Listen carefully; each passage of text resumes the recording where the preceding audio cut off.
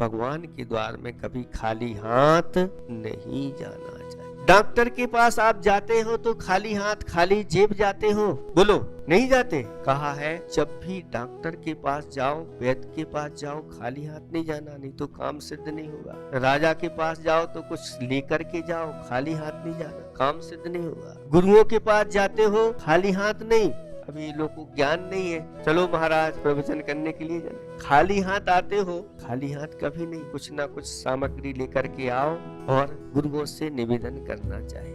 मंदिर में भी ऐसी सुनी है व्यवस्था कि इन्होंने अपनी अपनी डिब्बियां यहीं रखी हैं। अभी देखते हैं, पूछा कि ये भाई अलमारी में इतनी सारी डिब्बियां क्यों रखी हैं? तो कहते सबकी अपनी अपनी डिब्बी रखी है, सब खाली हाथ आते हैं और यहीं से उठा करके नहीं, हाथों में द्रव्य होना चाहिए, भरे हुए भावों के साथ होना चाहिए। जैसे ही हमारे हाथ में द्रव्य होती है, हमें पता है हमारा उद्देश्य क्या है, हम पूजन के लिए जा रहे हैं। और अगर नहीं है तो कोई भी रास्ते में मिल गया, पूजन तो छोड़ो, इधर उधर की चर्चा करने लगते हैं। और कोई मान लो सब्जी का ठेला मिल गया, अच्छी ताजी सब्जी है तो पहले ये खरीद लो, भगवान को बाद में देखेंगे, ऐसी स्थिति हो जाती है। इसलिए सामग्री हाथ में लेकर, शास्त्रों में लिखा है कुछ जिनेंद्र भगवान के लिए प्रतिदिन एक अच्छा श्रीफल चढ़ाते। श्रीफल जानते हैं आप लोग? श्री माने संपदा, संपदा को देने वाला कोई फल होता है तो वह है श्रीफल, जिसमें लौकिक संपदा भी प्राप्त होती है और पारलौकिक संपदा भी प्राप्त होती है।